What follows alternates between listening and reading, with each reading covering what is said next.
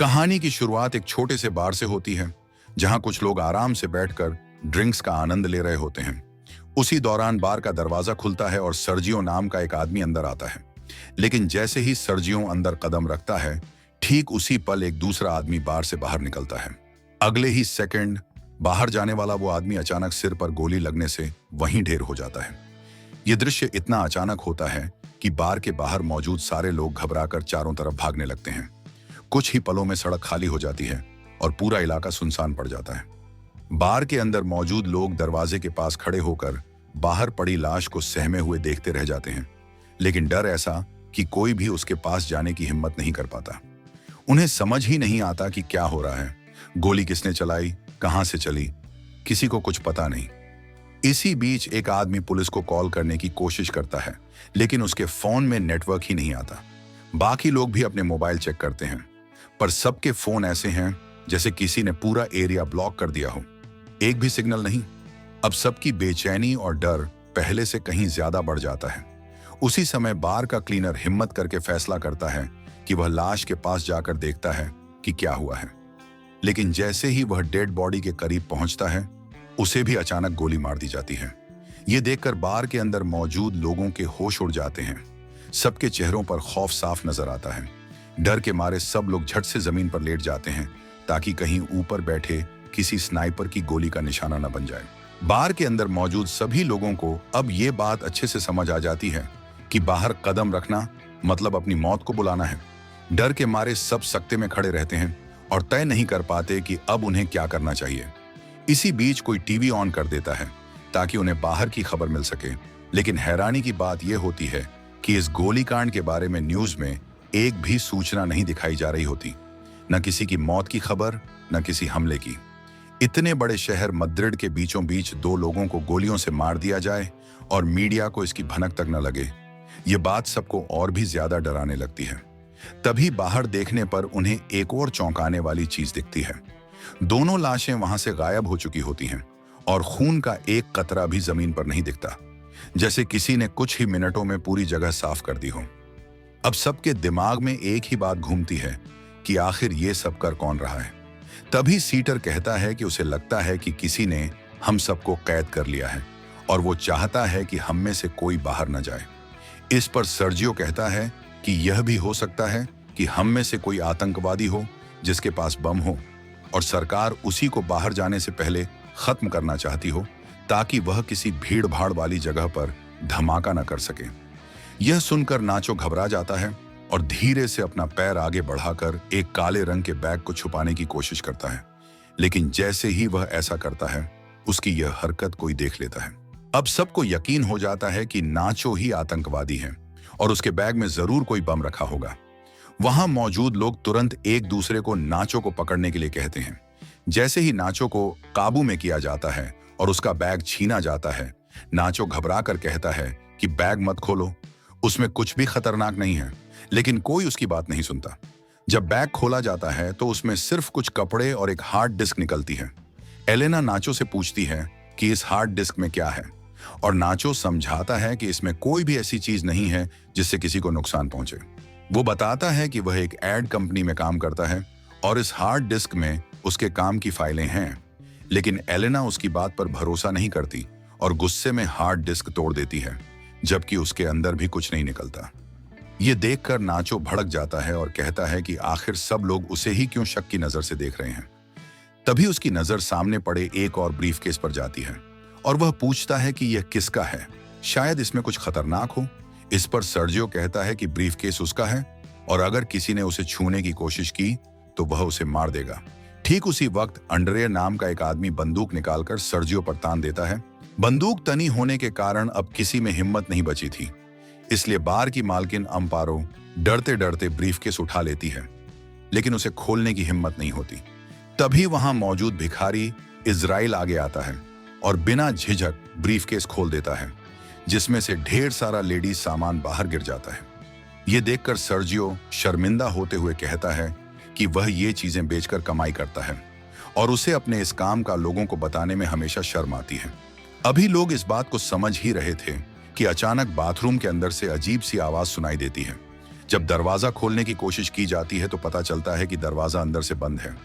किसी तरह उसे तोड़कर जब सब अंदर जाते हैं तो देखते हैं कि एक मोटा आदमी वहीं फर्श पर बेहोश पड़ा है।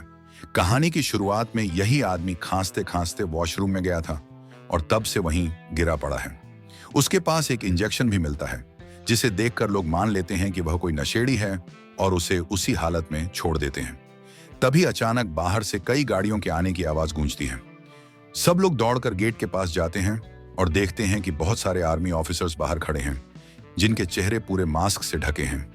सेना को देखकर सभी खुश हो जाते हैं और मदद के लिए जोर जोर से पुकारने लगते हैं, लेकिन उनकी उम्मीदों के उलट सैनिक वहां कई टायरों का बड़ा ढेर लगाते हैं, उन्हें आग लगा देते हैं और बिना कोई सहायता दिए वहां से चले जाते हैं। यह देखकर सब अंदर मौजूद लोग पूरी तरह सदमे और डर में पड़ जाते हैं कि आखिर यह सब क्या हो रहा है और उन्हें इस तरह अकेला क्यों छोड़ दिया गया है। कुछ देर बाद टीवी पर अचानक खबर दिखाई देती है कि शहर के एक बड़े हिस्से में भीषण आग लग गई है, इसलिए उस इलाके को पूरी तरह सील कर दिया गया है और अब वहां किसी को जाने की अनुमति नहीं है। बार में फंसे लोग समझ नहीं पाते कि सरकार ऐसी झूठी कहानी क्यों दिखा रही है, जबकि उन्हें साफ दिखा था कि आग उन्होंने खुद लगाई है और वे उन्हें देखकर भी अनदेखा कर गए, फिर भी बचाने नहीं आए। तभी बाथरूम में बेहोश पड़ा आदमी अचानक सबके सामने आता है, लेकिन अब उसकी पूरी बॉडी बुरी तरह सूज चुकी होती है और उसकी आंखें सफेद रोशनी की तरह चमक रही होती हैं। वह कांपती आवाज में कहता है कि कोई उसके पास ना आए और न ही उसे छूने की कोशिश करे। यह कहते ही वह जमीन पर गिरकर मर जाता है और उसके हाथ से मोबाइल दूर जा गिरता है। उसी समय इजराइल हंसते हुए उसकी आंखों पर सिक्के रख देता है और कहता है कि हम सबकी मौत अब पक्की है। इधर बाकी लोग उस मरे हुए आदमी का मोबाइल उठाते हैं और पता चलता है कि वह दरअसल एक आर्मी ऑफिसर था। उसके फोन में कुछ ऐसी तस्वीरें होती हैं जिनमें लोग वायरस प्रोटेक्शन सूट पहनकर काम कर रहे होते हैं। यह देखकर नाचो तुरंत समझ जाता है कि यह आदमी किसी खतरनाक इन्फेक्शन की चपेट में था और उसी वजह से उसकी मौत हुई है। वह कहता है कि हो सकता है कि यहां हम में से कुछ लोग भी अब संक्रमित हो चुके हों और सरकार इसलिए हमें बाहर नहीं जाने दे रही ताकि यह वायरस शहर में न फैल जाए। इसी वजह से पूरे इलाके को सील कर दिया गया है और वे किसी भी कीमत पर हमें बाहर नहीं निकलने देंगे। उनकी नजरें अभी भी हम पर बनी हुई हैं और अगर कोई भी बाहर जाने की कोशिश करेगा तो वे उसे गोली मार देंगे। इसलिए अब बाहर भागना नामुमकिन है और हमें अंदर से ही किसी तरह मदद बुलानी होगी। नाचो उस मर चुके आर्मी ऑफिसर के मोबाइल से नेटवर्क लाने की कोशिश करता है और एक टेबल पर चढ़कर जैसे ही फोन को ऊपर उठाता है उसके मोबाइल में सिग्नल आ जाता है। वह खुशी से सबको बताता है कि नेटवर्क आ चुका है। तुरंत नाचो अपने एक दोस्त को कॉल करता है और उसका दोस्त उसे कहता है कि जल्दी से किसी मीडिया वाले को फोन करके सारी बात बता दो। लेकिन तभी सीटर भी फोन इस्तेमाल करने के लिए टेबल पर चढ़ जाता है और नाचो से मोबाइल छीनकर जोर जोर से मदद के लिए चिल्लाने लगता है। तभी अचानक ज्यादा वजन पड़ने से टेबल टूट जाती है और फोन का कनेक्शन कट जाता है। इसके बाद एंड्री फिर से सिग्नल लाने के लिए नाचो से फोन मांगता है, लेकिन तभी बार की मालकिन अंपारो उसे रोक देती है और कहती है कि इस फोन को मत छूना क्योंकि यह उसी इन्फेक्टेड आदमी का है जिसकी मौत वायरस की वजह से हुई है। यह फोन भी संक्रमित है और इसे छूते ही तुम भी इन्फेक्टेड हो सकते हो। अंपारो की बात सर्जियो और एंड्री दोनों को बिल्कुल सही लगती है। अब उन्हें लगता है कि नाचो, सीटर और जिसने भी इस मोबाइल या उस मरे हुए आदमी को छुआ है वो सभी संक्रमित हो चुके होंगे। इसीलिए वे तीनों एक तरफ खड़े हो जाते हैं और मोबाइल या बॉडी को छूने वाले बाकी 5 लोग दूसरी तरफ। तभी एलेना गुस्से में कहती है कि यह सब पागलपंती है। हम इतने घंटों से एक ही जगह साथ खड़े हैं। अगर किसी को इन्फेक्शन होना होता तो अब तक हम सबके अंदर फैल चुका होता। लेकिन एंड्री अचानक अपनी बंदूक निकालकर एलेना पर तान देता है और उसे धमकाते हुए कहता है कि दूर रहो, नहीं तो वह उसे मार देगा। इसके बाद बार की मालकिन, सर्जियो और एंड्री मिलकर सभी को बंदूक दिखाते हैं और आदेश देते हैं कि वे 5 नीचे बने बंकर में चले जाएं ताकि उनसे किसी तरह का इन्फेक्शन ऊपर वालों तक न पहुंचे और साथ ही उस संक्रमित डेड बॉडी को भी बंकर में नीचे ले जाएं। 5 लोग ऐसा करने से साफ इनकार कर देते हैं, लेकिन तभी एंड्री गोली चला देता है जिसके डर से वे मजबूर हो जाते हैं और डेड बॉडी को उठाकर नीचे बंकर की तरफ उतर जाते हैं। उनके जाने के बाद बंकर का दरवाजा ऊपर से बंद कर दिया जाता है जिससे ऊपर सिर्फ 3 लोग रह जाते हैं। बंकर में बंद किए गए पांचों लोग अंदर जाकर बुरी तरह घबरा जाते हैं। तभी उनमें से एक औरत, ट्रिनी, अचानक बहुत बीमार महसूस करने लगती है। वह सीढ़ियों पर चढ़कर बाहर खड़े तीनों लोगों से दरवाजा खोलने के लिए जोर जोर से चिल्लाती है, लेकिन ऊपर से कोई जवाब नहीं आता। दरवाजा पीटते समय उसका बैलेंस बिगड़ता है और वह नीचे गिर जाती है, और गिरते हुए उसका पैर पास रखे बॉटल्स के क्रेट्स से टकराता है, जिससे सारी बोतलें नीचे गिरकर टूट जाती हैं। टूटी हुई बोतलों का पानी एक तरफ बहने लगता है, और पानी के बहाव को देखकर पांचों को एहसास होता है कि जरूर इस जगह में कहीं नीचे बाहर निकलने का कोई गुप्त रास्ता होना चाहिए। जब ये लोग वहां पर पड़े गट्टों को हटाते हैं तो नीचे उन्हें एक ड्रेनेज नजर आता है, यानी पानी के रास्ते से बाहर निकलने का एक छुपा हुआ रास्ता। अब सवाल उठता है कि यहां से बाहर जाएगा कौन? तभी इजराइल आगे आता है और ड्रेनेज की जाली को हटाकर नीचे जाने का फैसला करता है। लेकिन ड्रेनेज का रास्ता बेहद तंग था, इसलिए इजराइल अपनी पूरी बॉडी पर आयल लगाता है और नीचे उतरने की कोशिश करता है, मगर छेद इतना छोटा था कि वह उसमें फंस जाता है और नीचे नहीं जा पाता। तभी अचानक ऊपर से गोलियों की आवाज और चीख पुकार सुनाई देती है। आवाजें सुनकर नीचे मौजूद लोग घबरा जाते हैं। कुछ ही पल बाद ऊपर बार में धुआं फैलता हुआ दिखता है, जिसे देखकर ये सब समझ जाते हैं कि ऊपर जो 3 लोग थे उन्हें किसी ने मार दिया है और फिर पूरी बार को आग के हवाले कर दिया है। ये देखकर ट्रेनी ऊपर का हाल जानने के लिए बंकर के दरवाजे पर चढ़ती है और दरवाजा खोलने की कोशिश करती है, लेकिन दरवाजा आग की वजह से बहुत ज्यादा गर्म हो चुका था। जैसे ही ट्रेनी उसे छूती है, उसके हाथ बुरी तरह जल जाते हैं और वो दर्द से चीख पड़ती है। इसके बाद बाकी लोग उसके हाथों पर तुरंत पट्टी बांध देते हैं, जिससे ट्रेनी को थोड़ी राहत मिल जाती है। वहीं दूसरी तरफ इजराइल अभी भी बुरी तरह ड्रेनेज में फंसा हुआ होता है, तो सभी लोग मिलकर उसे बाहर खींचते हैं और किसी तरह उसे बचा लेते हैं। इसके बाद वे पांचों नीचे बैठकर चुपचाप इंतजार करने लगते हैं, ताकि ऊपर की स्थिति पूरी तरह शांत हो जाए। कुछ घंटों बाद आग बुझ जाती है और ये लोग ऊपर बार में आने का फैसला करते हैं। ऊपर पहुंचकर वे देखते हैं कि पूरा बार जलकर राख बन चुका है। तभी उनकी नजर बाहर उन लोगों पर पड़ती है जो इस पूरी जगह को कड़ी तरह सील कर रहे थे। एलिना मदद मांगने के लिए बाहर जाने की बात करती है, लेकिन नाचो उसे रोक देता है। वह कहता है कि अगर उन लोगों ने तुम्हें देख लिया तो वे तुम्हें भी मार देंगे, इसलिए हमारी सुरक्षा इसी में है कि हम कुछ दिनों तक यहाँ छिपे रहें और जब मामला शांत हो जाए तो एक एक करके चुपचाप बाहर निकलें। नाचो की बात सबको सही लगती है और वे खामोशी से सब कुछ देखते रहते हैं, क्योंकि अगर किसी को पता चल गया कि अंदर अभी भी 5 लोग जिंदा हैं तो उन्हें भी मार दिया जाएगा। तभी अचानक अंदर मौजूद मोबाइल फोन बजने लगता है, लेकिन अच्छी बात यह थी कि बाहर सील करने वाले लोग अब जा चुके थे। मोबाइल उसी इन्फेक्टेड आदमी का था जो असल में एक आर्मी ऑफिसर था। एलिना उसका फोन उठाती है और उसकी चैट पढ़ना शुरू कर देती है। एलिना जब उस आर्मी ऑफिसर की चैट पढ़ती है तो उसे दिखता है कि कोई आदमी उससे पूछ रहा है, क्या वैक्सीन लेने से तुम्हारी तबीयत ठीक हो गई? उस ऑफिसर ने जवाब दिया था, नहीं, मेरी तबीयत बहुत खराब है और मैं बाहर के एक वॉशरूम में छिपा हुआ हूं, तुम मेरे पास आने की कोशिश मत करना। इसके बाद एलिना उसकी और पुरानी चैट्स पढ़ती है, जिसमें उस मरे हुए ऑफिसर ने लिखा था कि मेरे पास अभी 4 और इंजेक्शन बचे हैं। ये पढ़कर सब समझ जाते हैं कि उसके पास जो इंजेक्शन थे वही इस वायरस की वैक्सीन है। ये जानकर सब खुश भी होते हैं कि शायद वैक्सीन काम कर सकती है, लेकिन साथ ही उनके मन में एक सवाल उठता है, अगर उस आदमी ने वैक्सीन ली थी तो वह मरा कैसे? फिर जब वे उसकी और पुरानी चैट्स पढ़ते हैं तो पता चलता है कि वह आदमी कई दिन पहले से बीमार था, इसलिए वैक्सीन उसके शरीर पर असर नहीं कर पाई और वह उसकी बीमारी की वजह से मारा गया। तभी उसी फोन पर किसी का कॉल आता है, लेकिन नाचो कॉल उठाने से पहले ही मोबाइल की बैटरी खत्म हो जाती है। अब सभी लोग किसी तरह फोन को चार्ज करने का तरीका ढूंढने लगते हैं।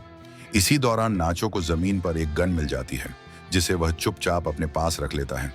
उधर एलिना कहती है कि चैट्स के अनुसार उसके पास 4 वैक्सीन और थीं, इसलिए क्यों ना हम उन्हें ढूंढें।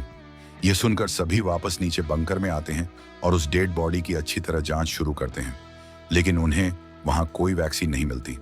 तभी उन्हें याद आता है कि वह आदमी सबसे पहले वॉशरूम गया था।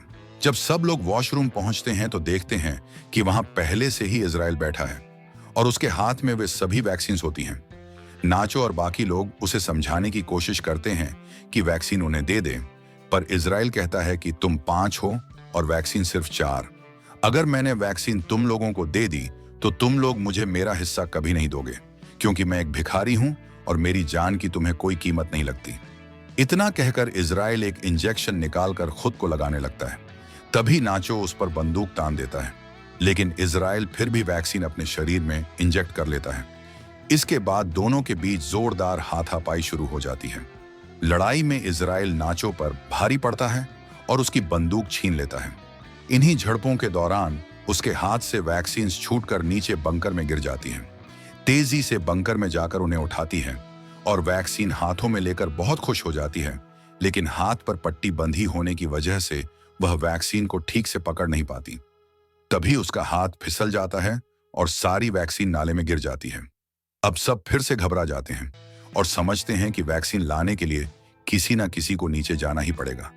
पांचों में सबसे पतली एलिना होती है, इसीलिए वे उससे पूछते हैं कि क्या वह उस तंग छेद से अंदर जाकर वैक्सीन ला सकती है।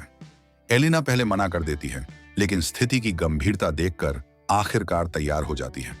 इसके बाद उसकी पूरी बॉडी पर ऑयल लगाया जाता है और उसे उस छोटे से ड्रेनेज छेद में धीरे धीरे धकेलने की कोशिश की जाती है।